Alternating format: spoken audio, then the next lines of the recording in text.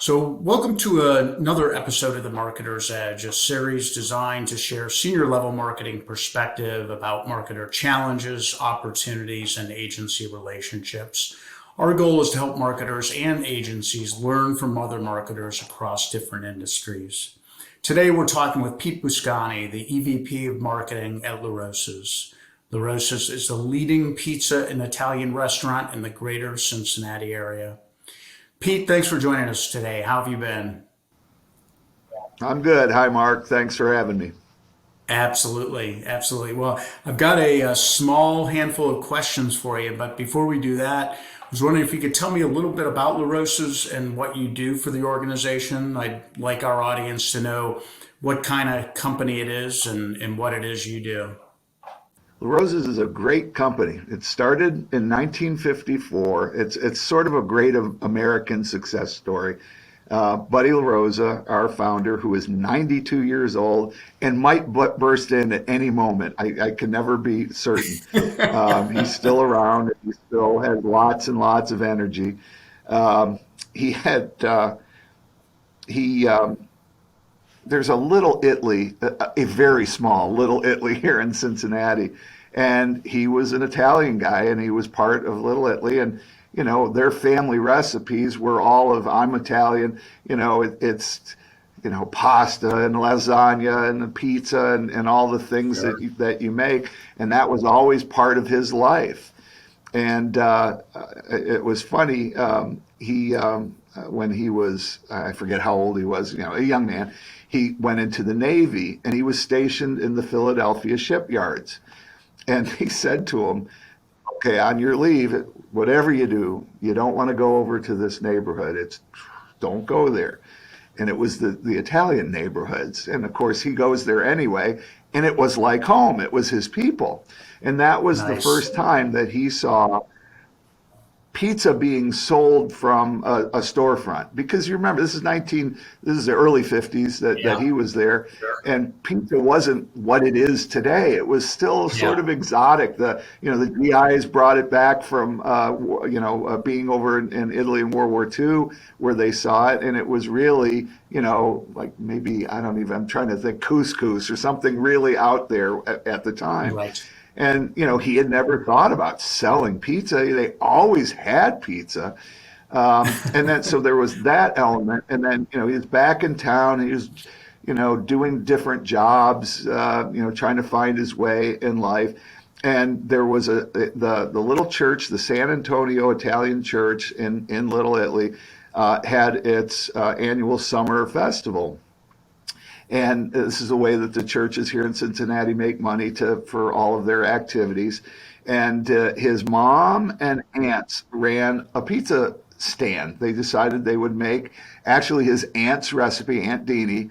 And really the people that would come to this, along with the neighbors, were Cincinnati's a very German town, many Germans, and they would come over there and they loved this pizza and they just sold out. They sold out in days. Oh And he my. put those two things together. He had $400 in a life insurance policy that he cashed in. He needed $1,200 to start. So he talked three other guys into throwing money in, and so he started with those partners. And right on the street that our corporate headquarters is on right now, Boudinot Avenue on the west side of Cincinnati, he started. First, it was Papa Gino's, and they did mostly pizza, and they had hoagie sandwiches, hoagie from the Philadelphia, with the Philadelphia influence.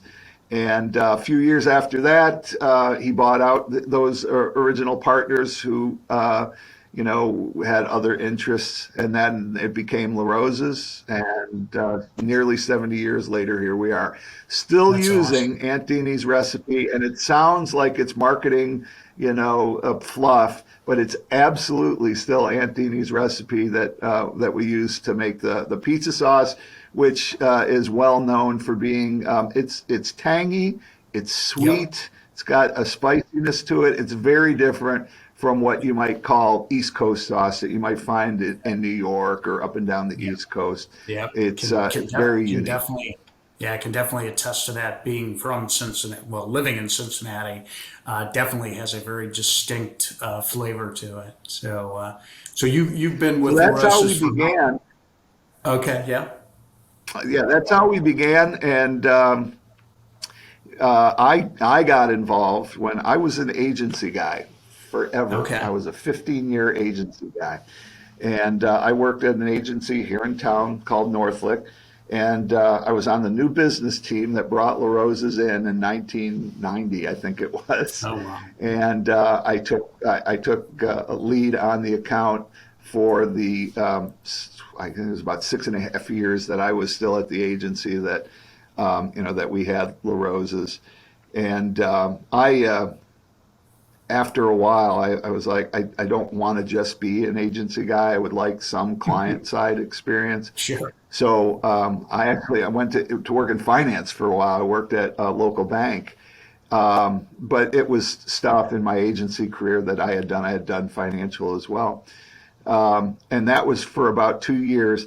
And then one day I got a call from the former CEO here, T.D. Hughes, who was a non-family member, but he was sort of a family member. He was Buddy's right-hand man that he put in charge as CEO because Buddy's sons, Mike and Mark, were still kind of too young to run a company. And so he was in charge. He was kind of the teacher and mentor. And TD calls, and the only other EVP of marketing at LaRosa's in nearly 70 years, who was here 28 years, and was my former client, had decided to move on. And they asked me if I wanted to do it, and that was 22 years ago, and I'm still here. wow, that's awesome. What a great story. I love it. Definitely an American success story for sure. So I'm curious, how has LaRosa's had to change over the past 22 years that you've been with the company to adapt to what I, assume are changing consumer lifestyles and more options for consumers to consider? Well, let me change the question somewhat, because really, if you put my time at Northlick together, it's nearly 30 years that I've been involved with the brand. And Yeah, yeah. the fact when we got hired, we were hired at a major, we have a saying here, break with point. The company had made a huge break with to hopefully get a breakthrough in the business. At the time in the late 80s, it was the competition was getting very intense. Pizza Hut had about 45 locations here in Cincinnati, Oh, and wow. this was our hometown, and it's very tough to compete with a multinational marketer. That has all the strength of the brand umbrella that they cast across the country and around the Right. world. And I think I know that the management and ownership back then were very nervous about, well, what will this do to our business? And I bet. at the time, there's you got to think about this. There's no internet, and the way people are ordering is they're calling each individual pizzeria, and somebody is sitting there, answering phones and taking orders and running it to the make Right. table and what have you. This is a different world. And they knew that the service everywhere in general, but specifically as it related to LaRosa's, was probably not spectacular as Okay. off-premises business grew. So first pickup, which we always had, and then as delivery came in 82, 84, it was um, it was a growing part of what of everything that we were doing. Got And it. we are at the time right now we're about 75%. We have 65 locations. We're 75% franchise owned. Back Okay. then, I don't know, the percentage was probably a little bit less, but we had lots of franchise partners that we would have to convince that we could do better. And I love telling this story. I was not here, I had nothing to do with it, but it's a great story.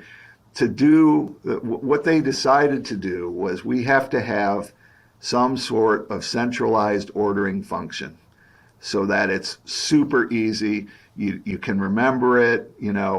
That function is focused on just getting the order right, It takes the chaos out of the kitchens so that the kitchens can just do a great job providing excellent food. So they went to the franchise owners with the idea of having what ultimately became one number. One number that anybody could call and reach order for 45 locations. So they went on a Friday night. They recorded an experience, if you will, calling not just one but many different LaRosas, and they just let the tape run. So you hear the ring. Hello, LaRosa, can you hold, please? And then there was a possibility that hold could be 1 and 2 minutes. It's Friday night between 5 and 8. There's a lot of business going on. And instead of editing it, they just let them all sit there and wait that whole minute or two, whatever that whole time was. And then the worst case scenario is somebody would pick that phone back up again. Hello, Rosa, can I take your order? And then accidentally hang up on the guest or something like that. And so they just let it play for 10 minutes. And when they were done, the franchise owners, and we have a great relationship with our franchise community. Oh, that's great. They just said, where do we sign? Because it wasn't a slam dunk. They had to put up some money for the equipment that would go in their pizzerias. And it was a real change from what they were used to. But they recognized from that little exercise that, we could do better. So that's awesome. That was one number. When they put one number in, 347-1111, the only role that I had in this with the agency is we made it annoyingly known in this market. We came up with a jingle and played it over and over and over again. And Mark, we still do research, and I keep this question in. It's less of an issue anymore, but I like to have the measure. 60% of the people who answer this question, unaided, can tell us what the phone number is. We just ask them, what is LaRosa's phone number? And they know. That's awesome. So that is awesome. Amazingly successful. It tripled the business, the off-premises business, in the first 3 years that it was in. So we spent a good 10 years, and you asked the question, how did things have to change? It goes all the way back to 1991. It took about 10 years to right-size all the kitchens because we opened up a huge pipeline of business for all of these stores. And, not all of them had enough like oven capacity, kitchen capacity in general. So we spent the better part of 10 years getting that right. Wow. So then along comes the internet. And, we're down there, we're taking lots of calls. The other thing that happened, I'm jumping ahead of myself, they really thought of one number as an order taking service. And I don't think anybody really understood how much of a guest service tool that it was going to be.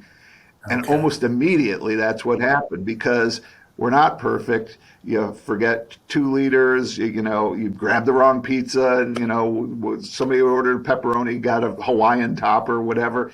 And, they wanted to talk to somebody, and they had called this number. So in short order, it was both a order taking device, but also a customer service device. Then the internet comes along. Now, thank God we had made the investment in the infrastructure of one number. And that goes, for anybody who knows, that the whole system drove our point of sale machines in the stores, our back of the house, our inventory control, our scheduling. It did everything. And that's a lot. And when the internet ordering came along, that could have taken a small organization a number of years to build. We just built it right on top of the infrastructure of the old one number. That's awesome. So we were able to start that, and then as technology changed, bring in an app, and we still have both an online ordering function and an app. But this was all access. People expected the service. They expected the ease and convenience. The thing that was uniquely challenging for us was we always start as a restaurant. We always, started as an Italian place. Mm-hmm. And our in our pizzerias, if you wanted the pepperoni on top of the cheese, we put it on below the cheese. That's the way Buddy made pizza. In that the pepperoni steams underneath and it just has a different flavor, right? Yeah. But not Yeah. everybody likes that texture and flavor. Sometimes they like it on top of the cheese. Well, if you Yeah. asked for it, we would just do it. And then, Right. when we started one number and they called in, it's like, well, I want the pepperoni on top of the cheese. And it's like, well, okay, yeah, we did that. We always did that before. So when we built one number and then when we built online, right now, to this day, you can go to larosas.com, go to order, and we have all of that capability. If you want something on top of the cheese, you want sauce on the side, and Yeah. it's funny, it's odd. It makes us kind of quirky. There are some people that don't like this. They're like, why do you make it so hard to order a pizza? And it's like, it's Right. our 70-year tradition. We make it the Yeah. way you want it. So, and that How, was all, customer made. yeah. How, with the big national change you mentioned, how many stores, brands like Pizza Hut had. How did LaRosa's most effectively differentiate itself? Was it all sort of based on the customization piece you were talking about, or were there other ways that you really tried to set yourself apart? We have, this is, as I said, it's absolutely true that we still use family recipes. Our Right. pasta sauce, because we do pastas as well, is a recipe that Buddy's, his buddy's mother, Grandma Mary, it's Grandma Mary's sauce, and it sounds like somebody made it up. It's absolutely Grandma Mary's sauce. Yeah. Our lasagna was there's a story behind everything that we serve almost. There's a woman named Anna Di Fiore who was a friend of the family. She was from Rome. And after the war, she came and lived with the family for a while. And this was her lasagna recipe. And Buddy's no Nice. dope. He just picked up all these recipes I'm going to put lasagna on the menu. I'll use Anna's, recipe. And, it's just, that was a differentiator. I think the Yeah. service aspect in time differentiated us. Right. The Right. way that we did service and do service in the dining room, it's your neighborhood pizzeria. So Right. even if it's a Right. Yeah. franchise-owned organization or franchise-owned pizzeria, when you go in, you're likely going to see an owner in there. And it's not Buddy Yep. LaRosa, but it's a guy that Yeah. you know in your neighborhood, and you've seen him. Right. We Right. have we have a number of pizzerias that are in their third generation of ownership, Oh my gosh. in Wow. 70 years. What And so people know. yeah, you mentioned just a bit ago that at its height there were like 45 Pizza Huts in the greater Cincinnati area. How many are there now, do you think? There was a stretch where they left, and I Oh, don't, really? Mark, I think there were maybe 10. There weren't very Okay. many at all. And Yeah. it's funny, we had, people in the industry, stay in the industry. So we had hired a GM, I think, who at one point worked for Pizza Hut. And I think it was somebody who had gone to school and, they wanted to be in management. And, and they said, that they had an opportunity through corporate Pizza Hut to go, I guess, anywhere. Or there were several cities, one of which were Cincinnati. And Right. somebody said, "Oh yeah, don't go to Cincinnati. You don't want to go there. There's this place there, LaRosa's, that you just don't even want to compete with. Pick and go to Kansas City, go anywhere else. You don't want to Yeah. be there." Oh, So, that's that awesome. was, at least with Pizza Hut, that was the deal. Now, in time, they had a franchise owner come back, and they're probably up to, I don't know, 25 or 30, but their concept is completely different now. Yeah, All of the definitely. pizza, they used to be the Red Roofs, back in the Yep. 90s when we were Yep. competing. Now it's almost exclusively the Pizza Hut Expresses that are Yeah. just pickup and delivery and Yep. very Yep. small footprint, what Yeah. have you. Interesting. Curious, you mentioned that you spent some time working at Northlick Advertising Agency here in Cincinnati. I'm curious, how do you think that experience has helped you be a better marketer in general? It was all the bitches that we always had with how, working with a client. It's like, if they would only tell us more, they leave us sort of in the dark and then, here, do a campaign and we have no background. We really partner with our agency side by side because I was there. It's like, Right. if you're going to pay these people a lot of money to do your advertising, and especially if you want them to be strategic partners, you can't lock them out. They really have to understand all of the thinking and all of the biases and all of the things that are going on so that they can think strategically and that they can give you their best work. It always just seemed to me that people who paid a lot of money to agencies and then, kept that back from them, is like, you're wasting your money. Yeah, So right. we've tried to be good partners in that way, that we make them true partners. And I think That's if you great. talk to Bruner, we work with Bruner in Pittsburgh, they would agree that, well, of course they would. We're the client. They're going to be positive, but still, I think we go out of our way to do that. One of the things that I inaugurated with them right from the get-go, because I had sort of an unfortunate experience with Northlick, we worked with Northlick when I got here for 5 more years.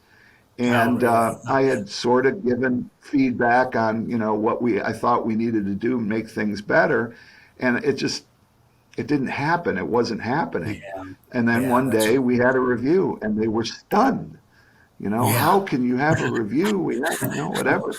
And I realized that somehow we weren't breaking through. wasn't So clicking. Yeah, when we started working with Bruner, I said, we are going to do a review, but not a true agency review. We're going to do a review of the account every year.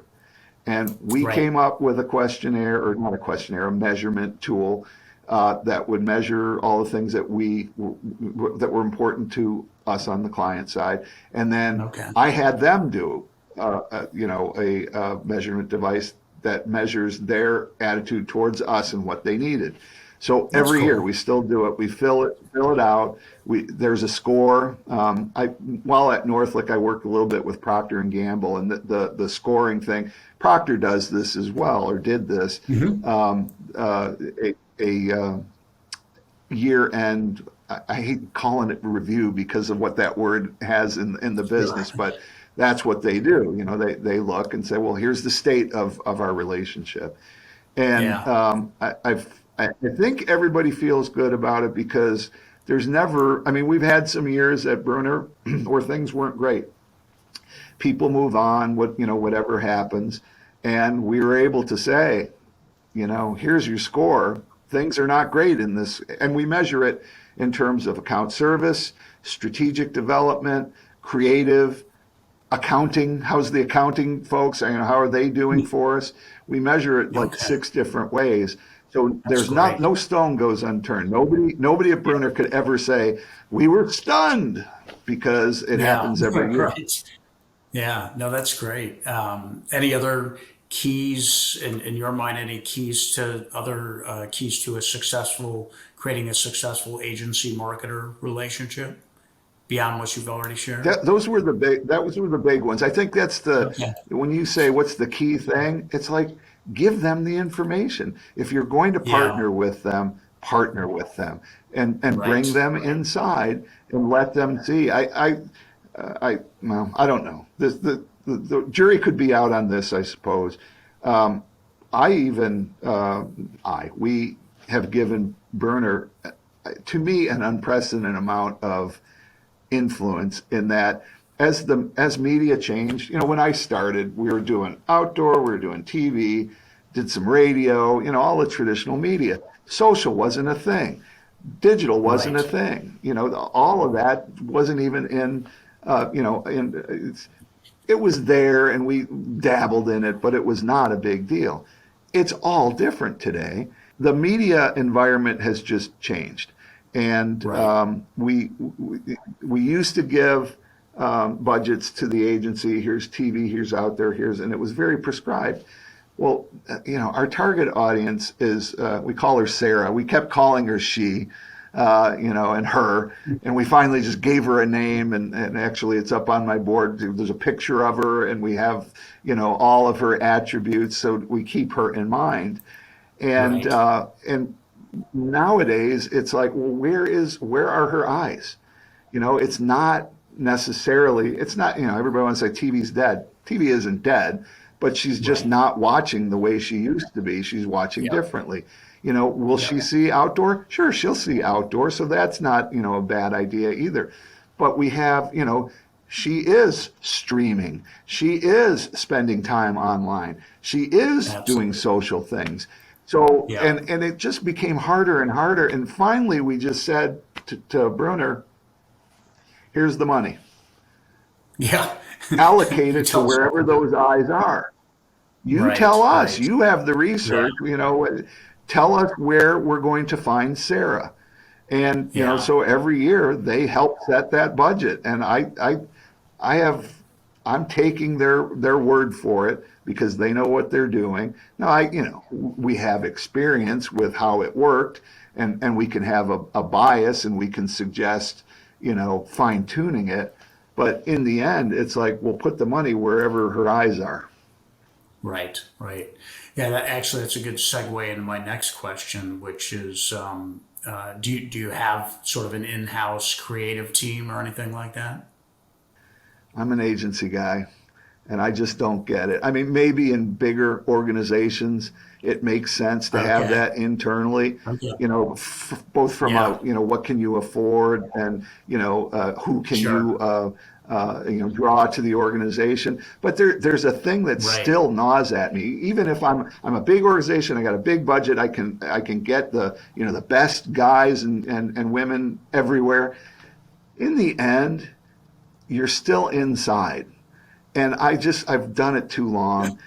You start, Right. you get colored by, inside Yes. attitudes. And the Yeah. thing Yeah. about working with an agency is that distance. It's, even they get some, we've been working with Bruner for 15 years. They're colored to some degree, their opinions are Hmm. colored to Hmm. some degree, but they're working with other clients. They're involved in industry, events or whatever. They're learning things that I can't learn, and that my Yeah. people, if I bring them inside, can't learn. So Right. that's always been my thought about bringing anything in house. It's like, but you lose that whatever fresh perspective.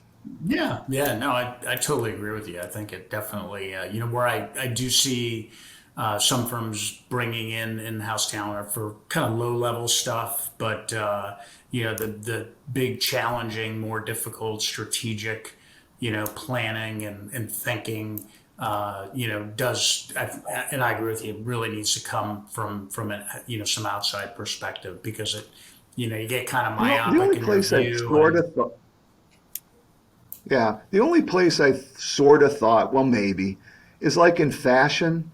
I think, you can get some good creative folks in fashion, and I don't, it seems almost, fashion to me is like art. And if you have yeah. great artists, I think you could always be successful. So I don't know. That was when I thought about it, that I thought maybe in fashion you would do that, but Yeah, in most yeah. business, I don't think you should. So I've got just a few more questions for you here. This next question is any advice you give to marketers thinking about bringing a new marketing agency on board? It's amazing how much more you can do nowadays. I'm an old guy, and I go back to the days when it was really helpful being in the same city, because you'd have to go and look at boards and have that. With the technology that you have now, you can work kind of with anybody.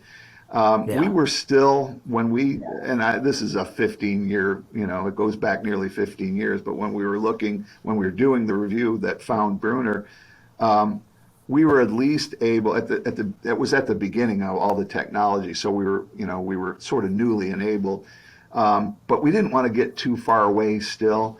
But we were able to look regionally, so we looked at regional independent agencies Hmm. that were probably not that big because of we're a regional marketer. Our budget is not that big, and any large agency, the overhead alone is just kind of a Yeah. killer. But we Yeah. were able to look in Chicago, Milwaukee, Indianapolis, Cincinnati, and Columbus. And there are lots of great independent agencies in that There are. Yep. environment. And so you can sort of, cast a broad net and see what's out there. Hmm. Yep. You don't, I mean, this is nothing new. You don't want to wind up doing pitches from 8 agencies. So you go and you visit and you see what, is this a potential fit? And then we boiled Hmm. it down. We only did 3. And Okay. then it kind of goes back to the way that we build relationship with our partner, to the degree that you can in the confines of the time that it takes to do a review. Bring them in, give them the information, Right. show all your cards, be as transparent as you can so that they can show you what their best thinking is in the pitch. I also, excuse me, or we made a point to part with some money. It wasn't much. Back then it was, I think, $10,000 each. But I just know from having worked on the agency side that there's a lot of work that goes on and there's a lot of expenditure. And some of that should be on the agency, but some of that should be deferred. So Yeah. we did that, and I think it was at least appreciated. Really, the way that I That's thought about it was, yes, it will help defer some of the costs, but it's really kind of a token saying we value what you do. We value yeah. your time. That's a, yeah. You don't see a lot of that, so that's great. So if an agency was trying to knock down your door and attempting to win business from you, what advice would you give to that agency? Don't. The thing Don't. about LaRosa's is we yeah, don't. This is with everything that we do. We have long partnerships. Like I said, Brunner is a near Yep. 15-year partnership. Um, I mean, just to give you the juxtaposition, we our salad dressings and the salad dressings that are our family recipe, but we have to have somebody make them because we use them in thousands Yes. of gallons. We worked for 35 years, I think. I think it was 35 with a company. And it was pandemic related, the pandemic. Okay. We just changed. And Got it. that's, Got it. and there are many other Well, things just like that. well, let It's me. just the way that we Let, work. yeah. Well, maybe let me put the question a different way. If an agency were trying to knock down the door of some random marketer and attempting to win business from them, not from you, what advice would you give to that agency? Well, you know what? I was going to come back around to this. I mean, I still get calls, and I tell them what I just told you. But what I always say is, send me what you're doing, especially now that you can do it by email and whatever. Yeah. Just keep me up to date on things that you think are cool, that that have worked out, or new clients that you're proud of, or whatever. Because I watch that stuff. There's a number Yeah. of agencies that I always thought if I had to, these are the people that I would go, to, and they have me on. There's one in Louisville and there's one in Indy that I get regular information, and it's just, oh, here's a new thing. Oh, isn't that cool? And it just reminds Yeah. me, that they're smart folks and that they're doing great Yeah. work. Yeah. And in the chance that we have to do that, I know I would call both of those companies again. Cool. That's great. That's great. And so I've got one last question for you, kind of a fun one. Curious, being living in Cincinnati, like you're here in Cincinnati, was there ever a possibility we would have been looking at a LaRosa Stadium for the Super Bowl bound Cincinnati Bengals instead of Paycor Stadium? It's a good question, Mark. It's so hard to uh, justify that kind of investment. Sure. But to me, it kind of boils down to a media question. How many people are we going to reach? And that's why it's a perfect play for Paycor right now. They started as a small Yeah. company, but in their life cycle, they are right where they need to be to get that kind of broad-based exposure. They're a national company. They're still Yep. growing, and they need that kind of exposure. And if you can pull the money together, and I Yeah. don't know that they have the money that they paid, but it's certainly an investment in their future. It's an Yeah. investment in their Yeah. next 10 years. And it's a great Abs- idea. I thought it was a great idea for them because they have something that they will benefit, that their company will benefit from, something that will give you national exposure. Yeah. Yeah. We just Definitely. wouldn't. There's Yeah. just no way to justify the investment because we're at best a regional marketer. Yeah. Can I get LaRosa's at Paycor Stadium? No. No. You can Oh get it no. at Great American. You can get it There at we go. TQL Stadium or Yes. MLS, our Major League Soccer Yep. Stadium. Yep. I'll be We there tomorrow were night. at Paul Brown, now Paycor, but it's maybe Yeah. someday. Okay. Well, I'll be at TQL tomorrow night watching FC, so I'll make sure I pick myself up a piece of LaRosa's. I'll see you there. So We have two stands, and they do a really good job there. yeah, yeah, that's great. Well, listen, this has been a lot of fun. I really appreciate you making the time today to talk with me. Great story behind La Rosa's, and you don't find marketing folks that have the tenure that you have, and so hats off to you for doing what you've done as well as you've done it for the last 22 plus years. And so really appreciate you making the time. Thanks, Mark. I always love telling the story. Yep. And I'll see you somewhere in town, I'm sure. Okay, All right. Thanks so you much. bet.